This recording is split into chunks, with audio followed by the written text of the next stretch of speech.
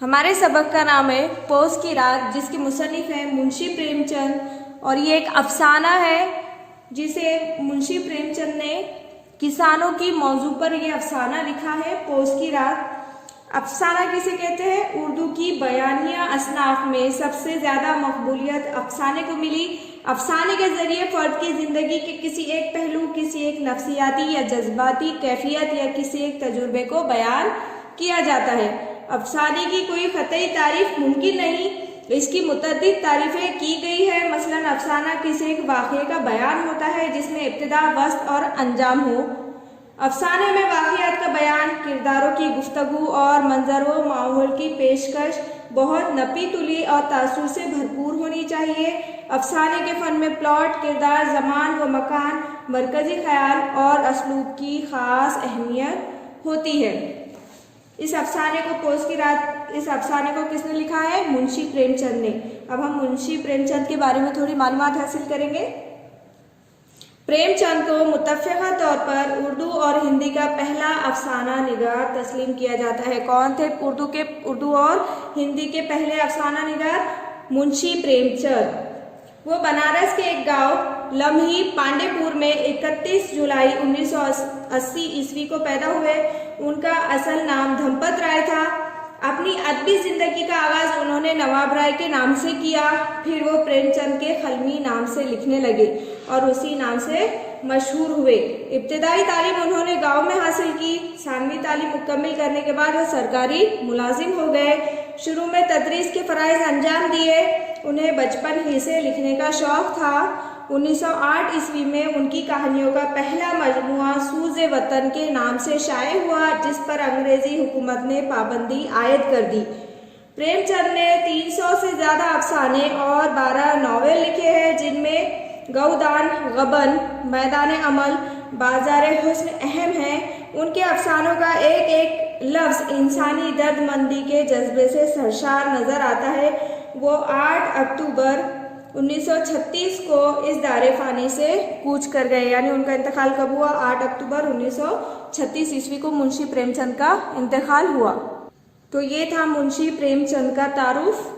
अब हम सबक देखेंगे। पहली बात, शायरी मशरिक़ अल्लामा इकबाल का एक मशहूर शेर है, जिस खेत से दहक़ां को मयसर ना हो रोज़ी, उस खेत के हर गोशे गंदुम को जला दो।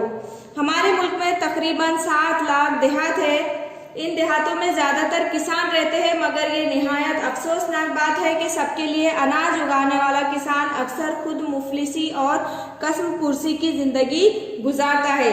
इसीलिए अल्लामा इकबाल ने अपने इस शेर में कहते हैं कि जिस खेत से किसान को रोज़ी ना मिले, उस खेत को आग लगा देना चाहिए। कहानी पोस की रात भी एक किसान की मुफलिसी और मजबूरी की इबरतनाक तस्वीर पेश करती है। साथ ही इस कहानी में पसमानदा तबके की ज़िंदगी के मसाइल को मौजू बनाया गया है। ये कहानी आज़ादी से पहले लिखी गई थी, मगर आज़ादी के 70 साल बाद आज भी किसानों की हालत ज़ार में कोई फ़र्क नहीं आया है। उस ज़माने में वो महाजनों से कर्ज लेते थे और उनकी सारी उम्र कर्ज चुकाने में गुजर जाती थी। आज वो बैंकों से कर्ज लेते हैं और उस कर्ज को अदा करते करते बूढ़े हो जाते हैं। आपने अखबारों में पढ़ा होगा कि बाज़ औक़ात वो कर्ज अदा ना कर पाने के खौफ से अपनी जान तक दे देते हैं। तो ये पोस की रात जो है, ये उसका मरकज़ी ख्याल है कि जो है तो ये जो कहानी है 70 साल पहले लिखी गई थी और इस कहानी में जो है तो किसान की मुफलिसी और मजबूरी को बयान किया गया है। लेकिन आज़ादी के 70 साल बाद भी जो है तो किसानों के हालात में तब्दीली नहीं आई है। अब हम सबक की तरफ बढ़ेंगे। हल्को ने आकर अपनी बीवी से कहा, शहना आया है, लाओ जो रुपए रखे हैं उसे दे दूं, किसी तरह गर्दन तो छूटे। शहना यानी शहना का मीनिंग क्या है? यहाँ पर लगान वसूल करने वाला। तो लगान वसूल करने वाला होता है, उसे शहना कहते हैं। हल्को क्या करता है? अपनी बीवी से कहता है कि लगान वसूल करने वाला आया है, तो जो पैसे हैं अपने पास वो मुझे दे दो, ताकि मैं उसे जो है तो लगान देकर अपनी गर्दन छुड़ा लूं। मुन्नी बहू झाड़ू लगा रही थी, पीछे फिरकर बोली, 3 ही तो रुपए हैं, उसे दे दोगे तो कंबल कहाँ से आएगा? माघ पौष की रात खेत में कैसे कटेगी? उससे कह दो कि फसल पर रुपए दे देंगे, अभी नहीं है। पौष की रात यानी क्या है? हिंदुओं के हिसाब के मुताबिक साल का 9वां महीना जिसमें जाड़े की शिद्दत होती है। मुन्नी बहू जैसे ही सुनती है कि हल्को कह रहा है जो भी पैसे जमा होंगे हम जो है तो शहना को दे देंगे, लगान वसूल करने वाले को दे देंगे, तो मुन्नी बहू कहती है कि हमारे पास सिर्फ 3 रुपए ही तो है, अगर हम उसे दे देंगे तो फिर हम जो अभी माघ पौष की जो रात आ रही है उसमें खेत में आप कैसे सोओगे, और उससे कह दो कि फसल पर हम रुपए दे देंगे, अभी हमारे पास नहीं है। हल्को थोड़ी देर तक चुप खड़ा रहा और अपने दिल में सोचता रहा, पौष सर पर आ गया, बगैर कंबल के रात को वो किसी तरह खेत में नहीं सो सकता, मगर शहना मानेगा नहीं। वो खिड़कियां देगा, गालियां बकेगा, बला से जाड़े में मरेंगे, ये बला तो सर से टल जाएगी। ये सोचता हुआ वो बीवी के पास गया और खुशामदाना लहजे में बोला, ला दे, गर्दन तो किसी तरह से बचे, कंबल के लिए कोई तदबीर सोचूंगा। हल्को क्या सोचता है कि पौष जो है तो सर पर है और वो रात में खेत की रखवाली के लिए वहां पर खेत में बगैर कंबल के बिल्कुल भी सो नहीं सकता, लेकिन शहना जो है लगान वसूल करने वाला वो उसे घिड़कियां देगा। घिड़कियां देना यानी झिड़कना डांटना। अगर हम शहना को पैसे नहीं देंगे तो वो क्या करेगा? झिड़कियां देगा और गालियां बकेगा। और वो हल्को ये सोचता है कि बला से जाड़े में मरेंगे, अभी जाड़ा नहीं है, जाड़ा आने वाला है, तब का तब देखेंगे, अभी जो है तो शहना को पैसे देते हैं और ये इस मुसीबत को, इस बला को जो है तो सर से टालते हैं। ये सोचता हुआ वो क्या करता है, हल्को उसकी बीवी के पास जाता है और उसकी खुशामद करते हुए कहता है कि जो भी पैसे हैं वो दे दे, किसी तरह से जो है तो गर्दन तो बचे। गर्दन बचना यानी क्या है? समझेंगे, मुसीबत टलना। गर्दन बचना यानी मुसीबत टलना। अगर हम शहना को पैसे दे देंगे तो ये मुसीबत अभी टल जाएगी, कंबल के लिए कोई और दूसरी तदबीर, कोई तरकीब वो सोच लेगा।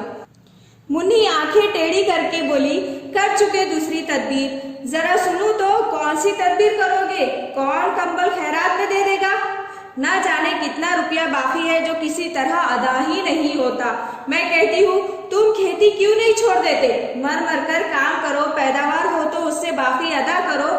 चलो छुट्टी हुई, बाकी चुकाने के लिए ही तो हमारा जन्म हुआ है, ऐसी खेती से बाज आए, मैं रुपए ना दूंगी। मुन्नी ये कहती है कि आप जो है तो कौन सी दूसरी तदबीर करने वाले हो? कंबल कोई हमें जो है तो खैरात में नहीं देने वाला है। और वो ये कहती है कि ना जाने कितना रुपया बाकी है कि जो हम उसका कर्ज अभी तक हमारा जो है तो अदा नहीं हो रहा है। खेती होने के बाद भी जो है तो बाकी ही रहता है उनका, मतलब जो कर्ज है वो बाकी ही रहता है हमेशा, और जो उनका कर्ज बाकी रहता है उसे चुकाने के लिए ही जो है तो उनका जन्म हुआ है, ऐसा मुन्नी कहती है। और ऐसी खेती से जो है तो बाज आ जाना, और वो रुपये नहीं देगी, मुन्नी ऐसा कहती है। हल्को रंजीदा होकर बोला, तो क्या गालियां खाऊं? मुन्नी ने कहा, गाली क्यों देगा, क्या उसका राज है? मगर ये कहने के साथ ही उसकी तनी हुई भवें ढीली पड़ गई। उसने ताक पर से पैसे उठाए और लाकर हल्को के हाथ पर रख दिए। फिर बोली, तुम आप खेती छोड़ दो, मजदूरी में सुख से एक रोटी तो चैन से खाने को मिलेगी, किसी की धौस तो ना रहेगी। मुन्नी क्या कहती है, हल्को जैसे ही जो है तो रंजीदा होकर बोलता है कि मैं जो है तो क्या इसकी शहना की गालियां खाऊं, तो वो क्या कहती है, वो गाली क्यों देगा, उसका राज है क्या? लेकिन ये कहने के बाद जो है तो उसकी भवें ढीली पड़ गई। भवें ढीली पड़ना यानी गुस्सा खत्म हो जाना। मुन्नी का जो है तो गुस्सा खत्म हो जाता है और उसमें क्या करती है, जो ताक पर पैसे रखे होते हैं वो हल्को को लाकर दे देती है और उसे कहती है, तुम जो है तो खेती छोड़ दो, मजदूरी से जो है तो मजदूरी करेंगे और सुख से जो है तो एक रोटी चैन से खाएंगे, किसी की धौस तो ना रहेगी, किसी की हमें बातें तो नहीं सुनना पड़ेगी, किसी की झिड़कियां तो हमें खानी नहीं पड़ेगी अगर हम मजदूरी करते हैं तो। हल्को ने रुपए लिए और इस तरह बाहर चला के मालूम होता था कि वो अपना कलेजा निकाल कर देने जा रहा है। कलेजा निकाल कर देना यानी अपनी बहुत प्यारी चीज किसी को मजबूरन दे देना। हल्को के पास सिर्फ 3 ही रुपए थे, उस 3 रुपए से जो है तो उन्हें हल्को को पौष की रात के लिए वहां पर खेत में सोने के लिए कंबल खरीदना था, लेकिन शहना को लगान भी तो देना था, इसलिए वो मजबूरन क्या करता है, वो पैसे शहना को ले जाकर देता है और उसे ऐसा महसूस होता है जैसे वो अपनी प्यारी चीज किसी को मजबूरन दे रहा है, कलेजा निकाल कर दे रहा है। उसने एक एक पैसा काटकर 3 रुपए कंबल के लिए जमा किए थे, वो आज निकले जा रहे हैं। हल्को ने क्या किया था, एक एक पैसा बड़ी मुसीबत से जमा किया था, किस लिए, कंबल खरीदने के लिए, लेकिन वो आज जो है तो शहना को देना पड़ रहे हैं लगान के लिए। पोष की अंधेरी रात, आसमान पर तारे भी ठिठरे हुए मालूम होते थे।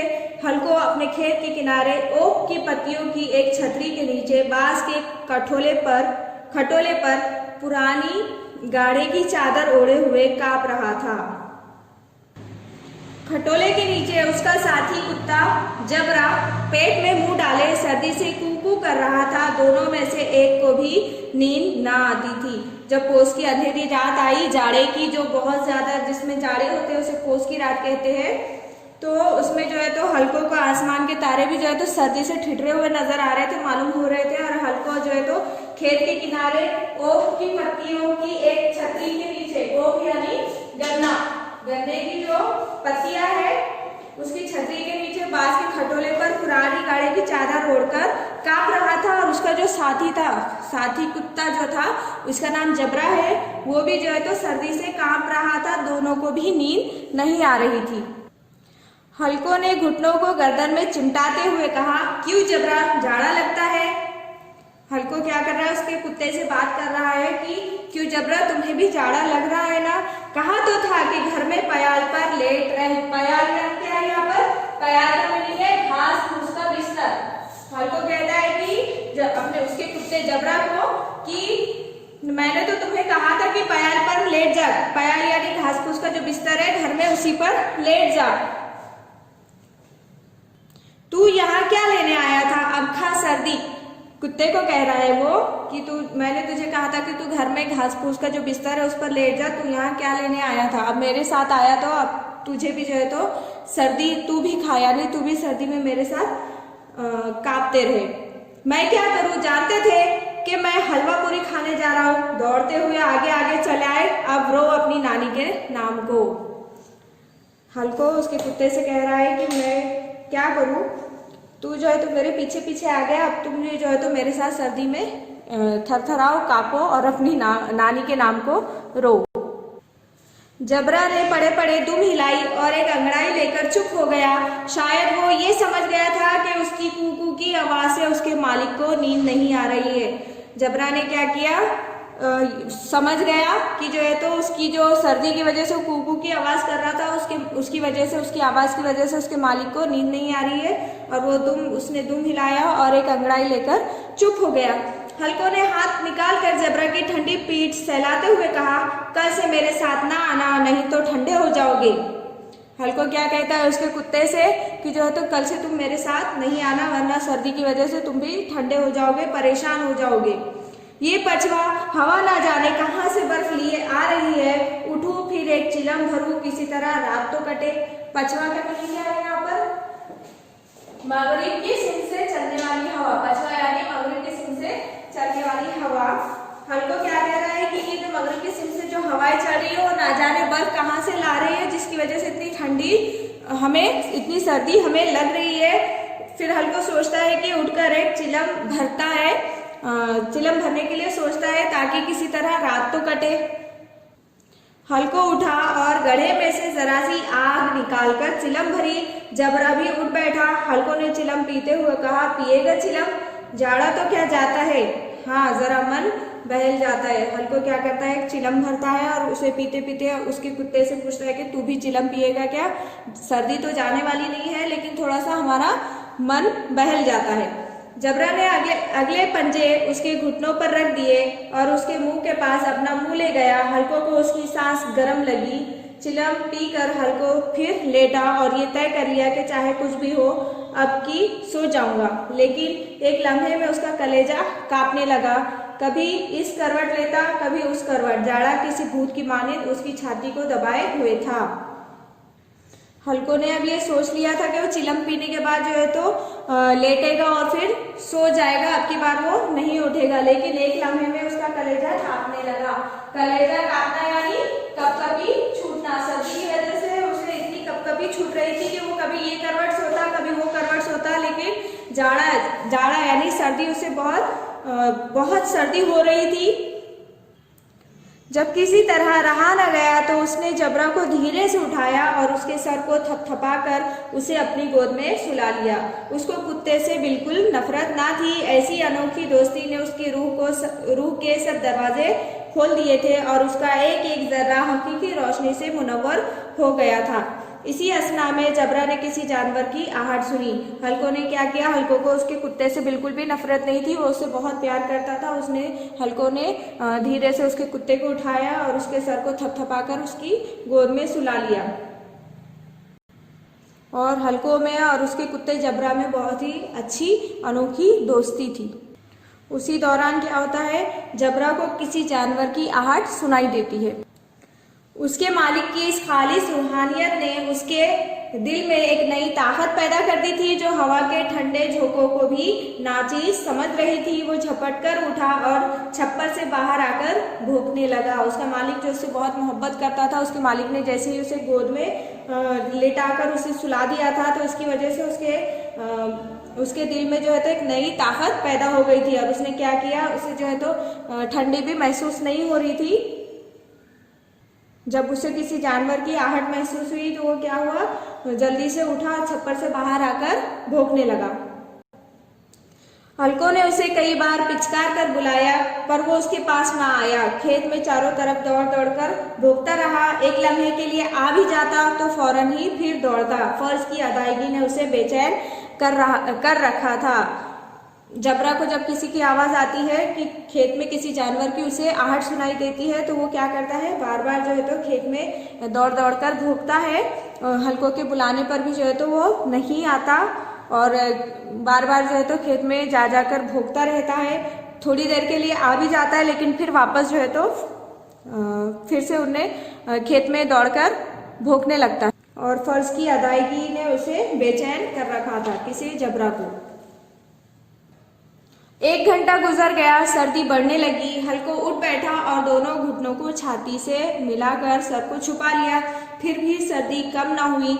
ऐसा मालूम होता था कि सारा खून मुंजमद हो गया है। हल्को को जो है तो जैसे जैसे रात गुजरती थी वैसे वैसे सर्दी बढ़ती थी। उसकी वजह से हल्को बहुत परेशान हो गया था। उसे ऐसा लग रहा था कि जैसे उसका सारा खून मुंजमद हो गया है यानी जम गया है। उसने उठकर आसमान की जानिब देखा। अभी कितनी रात बाकी है। सितारे अभी अपना निस्फ दौरा भी खत्म नहीं कर पाए थे। जब वो ऊपर जाएंगे तो कहीं सवेरा होगा। हल्को ने क्या किया, आसमान की तरफ देखा कि अभी कितनी रात बाकी है तो वो ये सोच रहा था कि अभी सितारों ने उनका आधा दौर भी कंप्लीट नहीं किया है, खत्म नहीं किया है। जब वो ऊपर जाएंगे तो सवेरा होगा, सुबह होगी। हल्को के खेत से थोड़ी दूर के फासले पर एक बाग था। पतझड़ शुरू हो गया था। बाग में पत्तों का ढेर लगा हुआ था। हल्को ने सोचा चलकर पत्तियां बटोरूं, उनको जलाकर खूब तापूं। रात को कोई पत्तियां बटोरते देखे तो समझेगा कि कोई भूत है। कौन जाने कोई जानवर ही छुपा बैठा हो, मगर अब तो बैठे नहीं रहा जाता। हल्को के खेत के करीब जो है तो एक बाग था और पतझड़ का मौसम लगने की वजह से क्या हुआ, बाग में पत्तियों का ढेर लगा हुआ था। हल्को ये सोचता है कि चलकर जो है तो थोड़ी सी पत्तियां जमा कर लेता है। वो झाड़ की पत्तियों को जमा करने के बाद वो क्या करेगा, उन्हें जलाकर खूब तापेगा यानी सेकेगा। और हल्को ये सोच रहा था कि रात को कोई उसे पत्तियां जमा करते हुए देखेगा तो वो समझेगा कि कोई भूत है। लेकिन उसे ये भी डर लग रहा था कि कहीं कोई जानवर छुपा ना बैठा हो। लेकिन वो इन तमाम बातों को जो है तो इग्नोर कर रहा था, नज़रअंदाज कर रहा था, क्योंकि वो सर्दी की वजह से अब बैठ नहीं पा रहा था।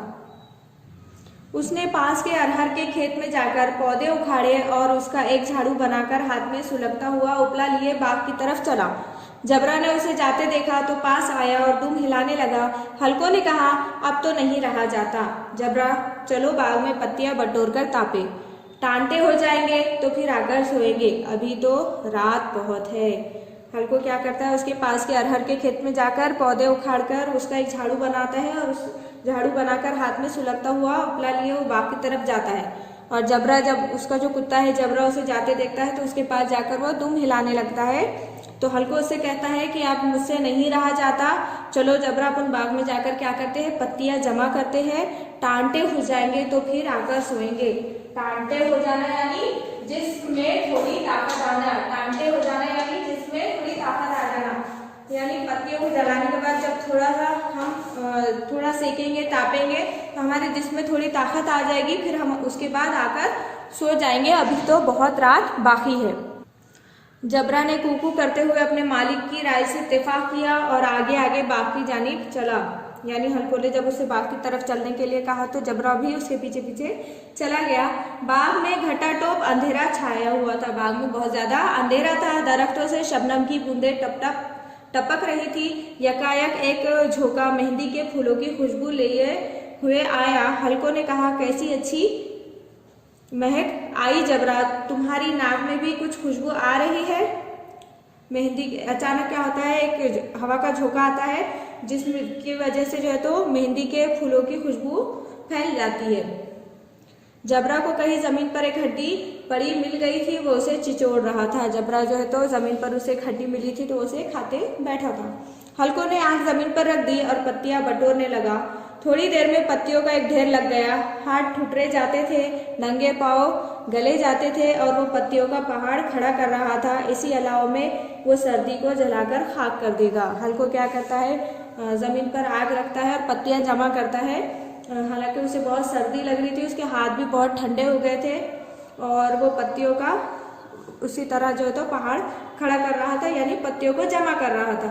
वो इसी अलाव में यानी पत्तियों का वो जो ढेर जलाएगा तो उसके बाद क्या करेगा, उसी अलाव में जो है तो सर्दी को जलाकर खाक कर देगा, ऐसा हल्को सोच रहा था। थोड़ी देर में अलाव जल उठा। उसकी लौ ऊपर वाले दरख्त की पत्तियों को छू छू कर भागने लगी। उस हलती हुई रोशनी में बाग के आलीशान दरख्त ऐसे मालूम होते थे जैसे वो इस ला इंतहा अंधेरे को अपनी गर्दन पर संभाले हो। तारीकी के इस अथाह समंदर में रोशनी एक नाव की मानिंद होती थी। हल्को ने तमाम पत्तियों को इकट्ठा करके क्या किया, उसे जलाया उसका, और थोड़ी देर में अलाव जल उठा और इस अलाव की वजह से क्या हो गया था, बाग में रोशनी हो गई थी। हल्को आग के सामने बैठा, आग ताप रहा था। 1 मिनट में उसने अपनी चादर बगल में दबाई और दोनों पांव फैला दिए, गोया वो सर्दी को ललकार कर कह रहा था, तेरे जी में जो आयकर सर्दी की इस बेपाया ताकत पर फतेह पाकर वो खुशी को छुपा ना सकता था। हल्को जो है तो क्या किया, आग जलाने के बाद वहां पर सेकते हुए बैठ गया और फिर उसने क्या किया, अपने हाथ पांव फैला दिए और वो ऐसा उसे लग रहा था जैसे वो सर्दी को ललकार रहा है। सर्दी की इस बेपाया ताकत पर फतेह पाकर वो खुशी को छुपा ना सकता था। बेपाया यानी बहुत ज्यादा। जब उसने पत्तियों को जलाकर आग जलाना शुरू कर दी थी तो क्या हो गया था, बहुत ज्यादा खुश हो गया था कि उसने सर्दी को हरा दिया है और वो उसने फतेह हासिल कर ली है। उसने जबरा से कहा, क्यों जबरे, अब तो ठंड नहीं लग रही। हल्को ने उसके कुत्ते से पूछा कि अब तो ठंड नहीं लग रही ना। जबरा ने कूकू करके गोया कहा, अब क्या ठंड लगती ही रहेगी, पहले ये तदबीर नहीं सूझी तो इतनी ठंड क्यों खाते। जबरा ने तुम हिलाई। जबरा उसे कूकू करते हुए उसे ऐसा लग रहा था जैसे वो कह रहा कि अब ठंडी नहीं लग रही, अगर पहले ही तुम जो है तो तदबीर करते तो हम जो है तो इतनी ठंड क्यों खाते। अच्छा आओ इस अलाव को कूदकर पार करें, देखे कौन निकल जाता है। अगर जल गए बच्चा तो मैं दवा ना करूंगा। हल्को क्या कहता है जबरा से कि चलो इस अलाव को जो है तो हम क्या करते हैं, कूदकर पार करते हैं, अगर तुम जल गए ना तो मैं तुम्हारी दवा नहीं करूंगा। जबरा ने खौफजदा निगाहों से अलाव की तरफ देखा। मुन्नी से कल ना कह देना वरना लड़ाई करेगी। हल्को क्या कहता है जबरा से कि तुम जो है तो मुन्नी से ये नहीं कहना वरना वो मुझसे लड़ाई करेगी। ये कहता हुआ वो उछला और उस अलाव के ऊपर से साफ निकल गया। ये कहता हुआ हल्को जो है तो क्या करता है, अलाव के ऊपर से कूद जाता है और उस पर से निकल जाता है। पैरों में जरा सी लपट लग गई पर वो कोई बात न थी। जबरा अलाव के गिर्द घूमकर उसके पास आ खड़ा हुआ। हल्को ने कहा, चलो चलो इसकी नहीं, ऊपर से कूद कर आओ। वो फिर कूदा और अलाव के उस पार आ गया। जबरा क्या करता है, घूमकर उसके पास आकर खड़ा हो जाता है, लेकिन हल्को क्या कहता है, नहीं ऐसा नहीं चलेगा, तुम्हें जो है तो आग के ऊपर से कूदकर ही आना पड़ेगा। फिर क्या करता है जबरा, उस पर से कूदकर आता है अलाव के ऊपर से और उसे पार कर लेता है। पत्तियां जल चुकी थी, बागीचे में फिर अंधेरा छा गया था। राख के नीचे अभी कुछ कुछ आग बाकी थी जो हवा का झोंका आने पर जरा जाग उठती थी, फिर एक लम्हे में फिर आंखें बंद कर लेती थी। बंद कर लेती थी। अब क्या हुआ, आग तो जला दी लेकिन पत्तियां क्या हो गई, जल चुकी थी और बागीचे में यानी बाग में जो है तो फिर से अंधेरा हो गया था और राख के नीचे जो है तो थोड़ी थोड़ी आग बाकी थी जो हवा का झोंका आने पर क्या होती थी, वापस जलती थी और फिर ठंडी हो जाती थी। हल्को ने फिर चादर ओढ़ ली और गर्म राख के पास बैठा हुआ एक गीत गुनगुनाने लगा। उसके जिस्म में गर्मी आ गई थी पर जूं सर्दी बढ़ती जाती उसे सुस्ती दबाए लेती थी। हल्को जो है तो क्या करता है, चादर ओढ़कर गर्म राख के पास बैठ जाता है और एक गीत गाता है और उसके जिस्म में जो है तो गर्मी आ गई थी लेकिन जैसे जैसे सर्दी बढ़ती थी उसे सुस्ती दबाए लेती थी। दफअतन जबरा जोर से भौंककर खेत की तरफ भागा। अचानक क्या हुआ, जबरा जोर से भौंकते हुए खेत की तरफ भागा। हल्को को ऐसा मालूम हुआ कि जानवरों का एक गौल उसके खेत में आ गया है, शायद नील गायों का था। उनके कूदने और दौड़ने की आवाजें साफ सुनाई दे रही थी। फिर ऐसा मालूम हुआ कि खेत में चर रही है। हल्को को ऐसा मालूम होता है कि जैसे जानवरों का एक गौल उसके खेत में आ गया है और वो ये सोच रहा था कि शायद वो नील गाय होगी और उनके कूदने और दौड़ने की आवाज उसे साफ सुनाई दे रही थी हल्को को। लेकिन फिर उसे थोड़ी देर ऐसा महसूस हुआ थोड़ी देर के बाद कि जैसे वो खेत में चल रही है। उसने दिल में कहा, नहीं, जबरा के होते हुए कोई जानवर खेत में नहीं आ सकता, नोच ही डालेगा, मुझे वहम हो रहा है। हल्को दिल में ये सोच रहा था कि जबरा के होते हुए जो है तो कोई जानवर खेत में नहीं आ सकता, अगर वो आ गया तो जबरा क्या करेगा, उसे नोच डालेगा, शायद मुझे वहम हो रहा है। अब तो कुछ सुनाई नहीं देता, मुझे भी कैसा धोखा हुआ। थोड़ी देर के बाद जो है तो उन जानवरों की आवाज बंद हो जाती है और हल्को ये सोचता है कि अब तो कुछ भी सुनाई नहीं दे रहा और ये मुझे कैसा धोखा हुआ। उसने जोर से आवाज लगाई, जबरा जबरा। जबरा भौंकता रहा, उसके पास ना आया। हल्को क्या कर रहा था, जबरा को आवाज दे रहा था लेकिन जबरा उसके पास नहीं आया, वो भौंकता ही रहा था। जानवरों के चरने की आवाज चरचर सुनाई देने लगी। हल्को अब अपने को फरेब ना दे सका मगर उसे उस वक्त अपनी जगह से हिलना जहर मालूम होता था। हल्को को जो है तो जानवरों की चरने की आवाज सुनाई दे रही थी लेकिन उसे जो है तो उस वक्त उसकी जगह से हिलना जहर मालूम होता था। जहर मालूम होना यानी बुरा लगना, नागवार होना। जहर मालूम होना यानी बुरा लगना, नागवार होना। क्योंकि सर्दी की वजह से उसने जो अलाव जलाया था उसकी वजह से वो गर्म हो गया था और उसे जो है तो वहां से उठना अच्छा नहीं लग रहा था, बुरा मालूम हो रहा था। कैसा गरमाया हुआ मजे से बैठा था। इस जाड़े पाले में खेत में जाना, जानवरों को भगाना, उनका पीछा करना उसे पहाड़ मालूम हो रहा था। वो ये सोच रहा था कि कितना अच्छा गर्म हो गया मैं और मजे से बैठा हुआ और इस जाड़े के अंदर इस सर्दी में जो है तो खेत में जाओ और जानवरों को भगाओ और उनका पीछा करो, से पहाड़ मालूम हो रहा था। पहाड़ मालूम होना यानी बहुत मुश्किल महसूस होना। उसे जो है तो सर्दी में खेत में जाकर जो है तो जानवरों को भगाना, उनका पीछा करना उसे जो है तो बहुत मुश्किल महसूस हो रहा था। वो अपनी जगह से ना हिला, बैठे बैठे जानवरों को भगाने के लिए चिल्लाने लगा। हल्को जो है तो उसकी जगह से नहीं उठता है और वो बैठे बैठे ही जानवरों को भगाने के लिए चिल्लाता है। मगर जबरा फिर भौंक उठा। जानवर खेत चर रहे थे, फसल तैयार है मगर ये जालिम जानवर उसका सत्यानाश किए डालते हैं। हल्को पक्का इरादा करके उठा और वो 2-3 कदम चला। फिर यकायक हवा का एक ऐसा ठंडा चुभने वाला बिच्छू के डंक का सा झोंका लगा कि वो फिर बुझते हुए अलाव के पास आ बैठा और राख को कुरेद कर अपने ठंडे जिस्म को गरमाने लगा। जबरा क्या करता है, फिर भौंकने लगता है और जानवर खेत में चर रहे थे और फसल तैयार है लेकिन वो हल्को क्या सोच रहा है कि ये जो जानवर है पूरे खेत को तबाह कर देंगे, सत्यानाश किए डालते हैं यानी तबाह बर्बाद कर देते हैं।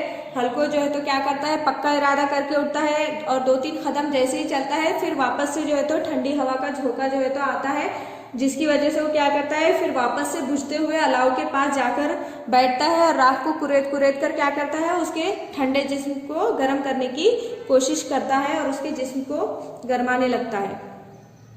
जबरा अपना गला फाड़े डालता था। नील गाय खेत का सफाया किए डालती थी और हल्को गरम राख के पास खामोश बैठा था। अफसुर्गी ने उसे चारों तरफ से रस्सी की तरह जकड़ रखा था। जबरा क्या कर रहा था, जानवरों के ऊपर भौंक रहा था और जो नील गाय है वो क्या कर रही थी, खेत का सफाया कर रही थी और हल्को क्या कर रहा था, गर्म राख के पास खामोश बैठा था और अफसुर्गी ने उसे चारों तरफ से रस्सी की तरह जकड़ रखा था यानी मायूसी ने।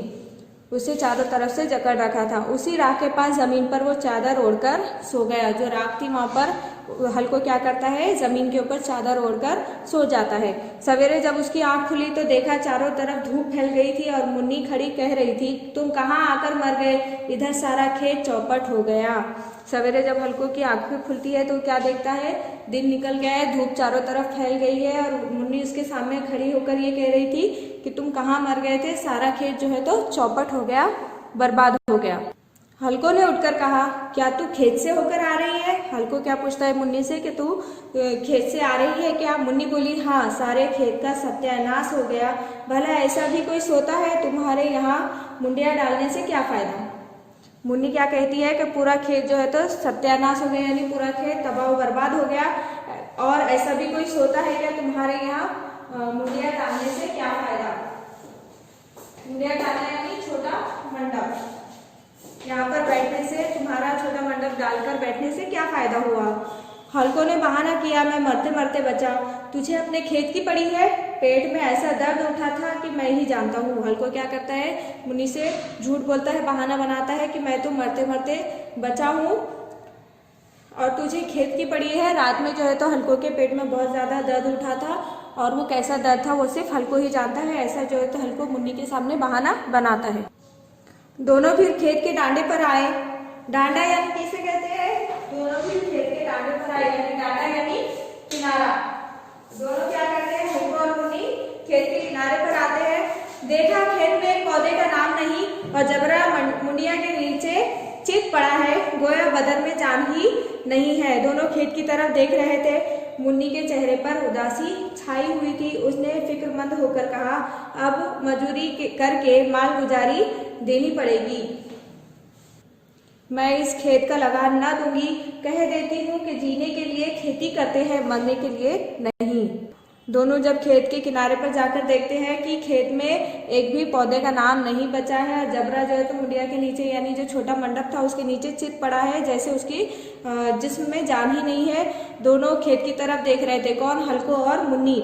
और मुन्नी के चेहरे पर उदासी छाई हुई थी और उसने कहा, मुन्नी ने कहा कि अब मजदूरी करके ही जो है तो माल गुजारी देनी पड़ेगी, मैं इस खेत का जो है तो लगान नहीं दूंगी। और हम लोग जो है तो खेती जीने के लिए करते हैं, मरने के लिए नहीं। जबरा अभी तक सोया हुआ है, इतना तो कभी ना सोता था। मुन्नी कहती है कि जबरा अभी तक सो रहा है, इतना तो कभी नहीं सोता था। आज जाकर शहना से कह दो खेत जानवर चर गए, हम एक पैसा ना देंगे। रात बड़ी गजब की सर्दी थी। मैं क्या कहती हूँ, तुम क्या सुनते हो?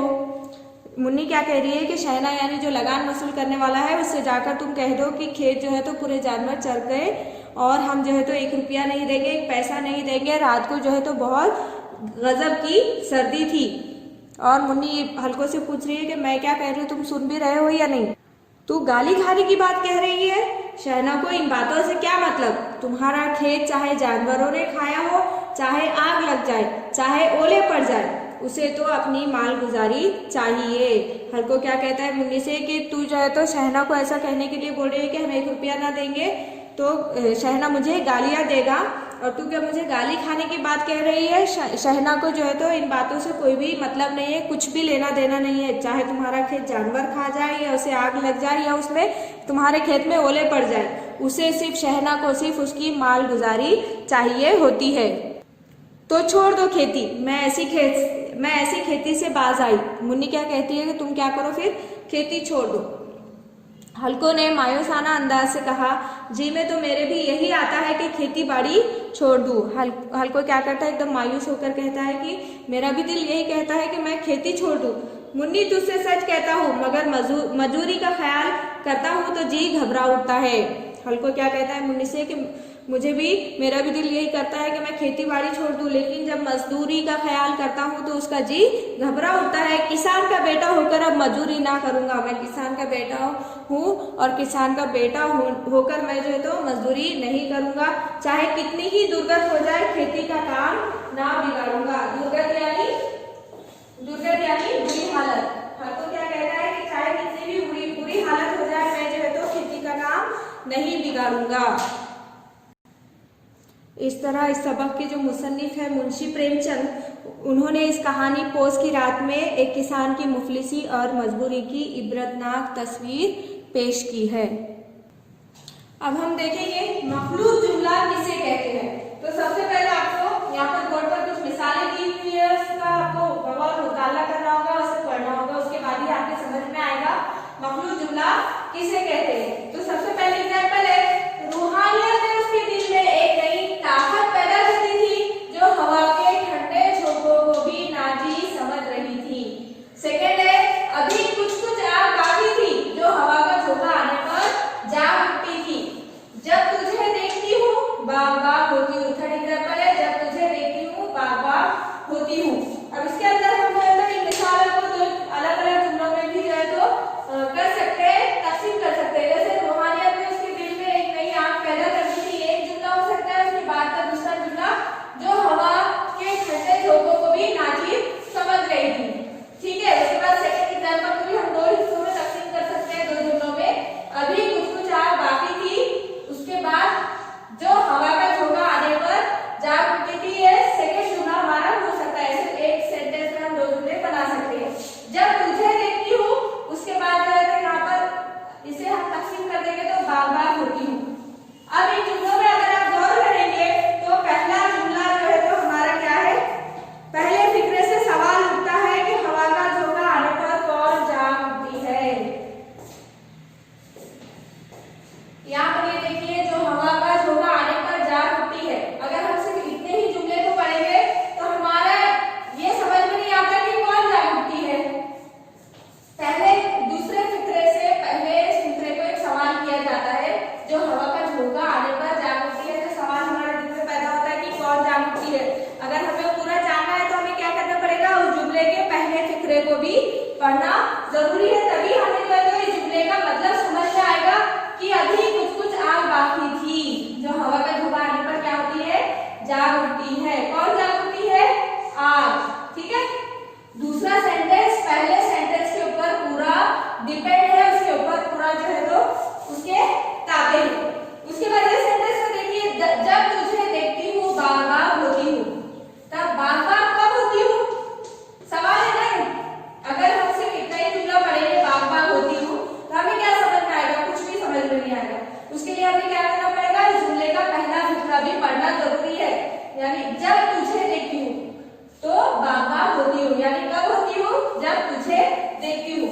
तो मखलूत जुमला यानी क्या है, ऐसा जुमला जिसके फिक्रे एक दूसरे के ताबे होने पर ही मुकम्मल ख्याल अदा किया जा सकता है, उसे मखलूत जुमला कहते हैं।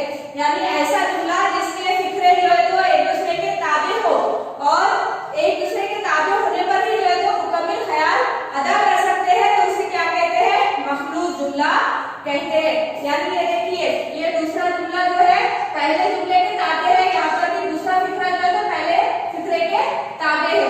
ठीक है, यहाँ दूसरा फिक्रा पहले फिक्रे के ताबे है, यहाँ पर भी दूसरा फिक्रा पहले फिक्रे के ताबे है। तो ऐसे जुमलों को क्या कहते हैं, मखलूत जुमला कहते हैं। जो ऐसा जुमला जिसके फिक्रे जो है तो एक दूसरे के ताबे होने पर ही मुकम्मल ख्याल अदा कर सकते हैं, तो उसे मखलूत जुमला कहते हैं। मखलूत जुमलों में जो जिस, जिसे, जब, जहां वगैरह ज़मीरें इस्तेमाल की जाती है। कौन कौन सी ज़मीरें इस्तेमाल की जाती है, जो, जिस, जिसे, जब, जहां वगैरह ज़मीरें इस्तेमाल की जाती है। इन ज़मीरों को ज़मीरे मौसूला कहते हैं। कौन सी ज़मीरें कहते हैं, ज़मीरे मौसूला कहते हैं इन ज़मीरों को। देखिए यहाँ पे एग्जाम्पल में भी यहाँ पर जो का इस्तेमाल हुआ है, यहाँ पर भी जो का इस्तेमाल हुआ है। ठीक है, तो इस तरह मखलूत जुमले में कौन सी ज़मीरें इस्तेमाल की जाती है, जो, जिस, जिसे, जब, जहां, और इन ज़मीरों को क्या कहते हैं, ज़मीरे मौसूला कहते हैं। इस तरह हमने मखलूत जुमला कैसे कहते हैं उसकी तारीफ देखी और उसकी मिसालें देखी और उनमें किन किन ज़मीरों का इस्तेमाल होता है उसके बारे में हमने मालूमात हासिल की। Thank you.